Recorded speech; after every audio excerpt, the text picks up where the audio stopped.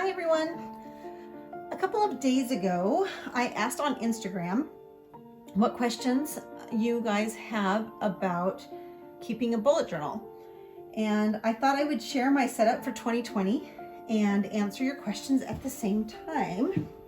I did get a couple questions about what the basics were for bullet journaling. And for those kind of answers, I would recommend going to bulletjournal.com, and where writer Carol has, he's the one that created the bullet journaling system, and so he has all of the basics there. And then also he wrote the bullet journal method, which I highly recommend because he goes into great detail about his thought process behind the bullet journal and how he believes the bullet journal is best used. So on my site also, I have other tips for getting started. I have downloads and links, and I'll include the links and everything I'm talking about down below. So I have been bullet journaling for almost 4 years now, and I started out with a Moleskine dot grid notebook, and then I went to I used a couple Leuchtturm. That's what the official bullet journal is made out of, is a Leuchtturm. And however, but because I like spending time on my collections, I didn't like migrating them every time I switched to a new book. So I wanted to find a different system or different way of managing all of that. So I switched to a traveler's notebook. And mine's from Chic Sparrow. Those are the only ones I bought. I bought a few from there, and I love them, but you can use, of course, you can use any traveler's notebook that you like. After using the different notebooks that I had, I was looking for a very specific insert, and this is the ones I found on Amazon. The ink does not smudge. In fact, it dries almost instantly. They're listed as A5 dot grid inserts. There's 3 of them for $9.99. However, I honestly think they're just the US letter size folded in half and maybe trimmed just slightly, but they're not exactly A5. They're pretty close. Let's see. So I still set up my bullet journal in the same way I did when I was using a regular notebook. I just don't have to migrate the collections when I change to the calendar insert. So the very first thing I have in here, my title page, this is my word of the year for 2020 is balance. And so then I have my index pages, my future log. My future log includes, I like to put a calendar on there. I have the holidays, I have birthdays, and then appointments and things. And this I have for 12 months out. So for the full year here. And then immediately I have my monthly page. And my monthly page is pretty much set up almost, well, it's very similar to the way that Writer sets up in the way that he describes it being set up. I just put the dates down the side, the days of the week, and then I like dividing mine up into a time specific column and then all day for like holidays or birthdays or whatever. That goes on this side, and then some goals, to-do list, like monthly that I have a whole month to do. And then I go right into my weekly spread. I learned very early on that a weekly spread worked best for me. I did try daily entries for quite a few weeks, but I work full time and I didn't find that I had enough going on in my personal life to keep it separate from work. And at work I had my Outlook calendar and I had it all on a separate thing. I couldn't exactly use a bullet journal. I do have a smaller one that I use, or a different one that I use for my own notes and things that anything that I handwrite, I keep in my own work journal. But for my personal, I wanted to keep them separate, and for my personal, I just didn't, a daily journal entry did not work for me. So I keep it, I have a column down the side with my schedule, kind of a calendar, the monthly calendar, a to-do list, notes, And then on this side, I do several things, and I'll show you some examples of other ones that I have done. So here's from a couple years ago. On here, like I said, I have all this, and then I have to leave a spot for memories. I don't always do that. I wish I did all the time, but I leave the spot there. I leave it there to be able to enter it in later. Like I said, I like being able to change up how I do this from week to week.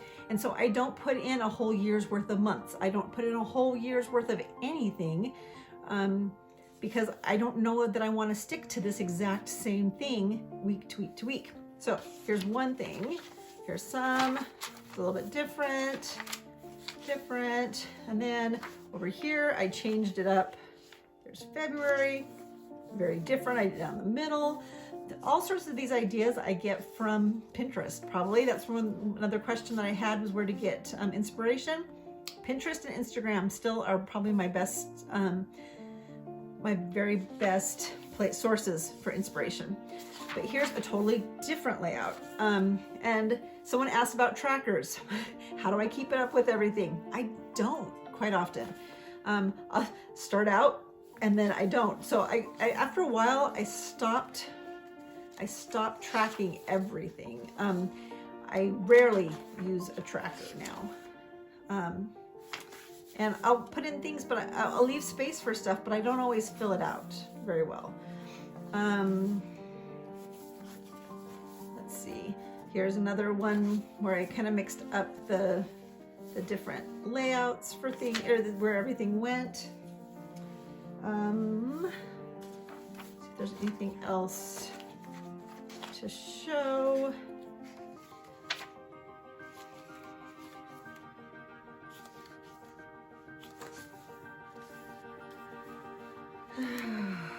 Here's something a little different. I didn't do any lines. I was just doing very quickly, trying different layouts.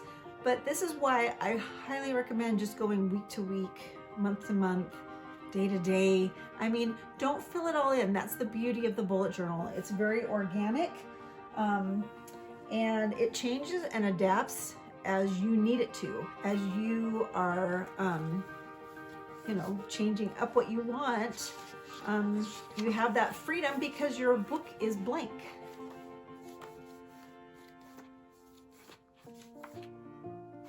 Okay. Again, let's see, what else did other people ask? Something too, I was asked, how do I keep up with everything and keep it, let's see, the question was, how do I track and keep up with everything? And like I said, I'm not a very good one to keep a tracker. And to be honest, I have found that if you're not able to keep up with everything, you're probably making it too complicated. So, not always. Now, I don't always color everything in. Let me show you some. This is September. I didn't have time. I ran out of time. I have different ideas for things and it didn't work out. Sometimes I don't color everything in.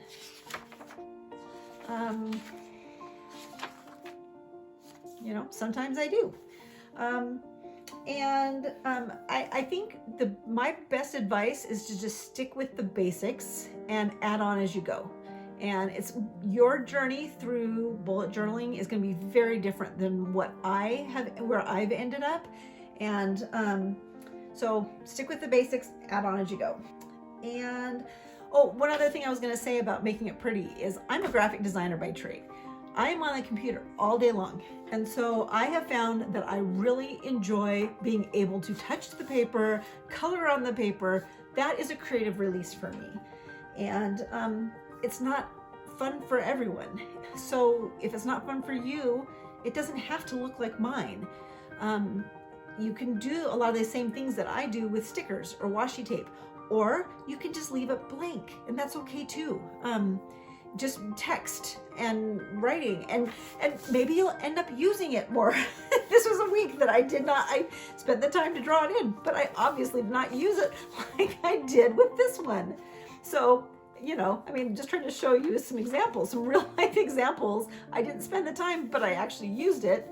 This one looks really pretty, but I didn't use it as much as I did the week before.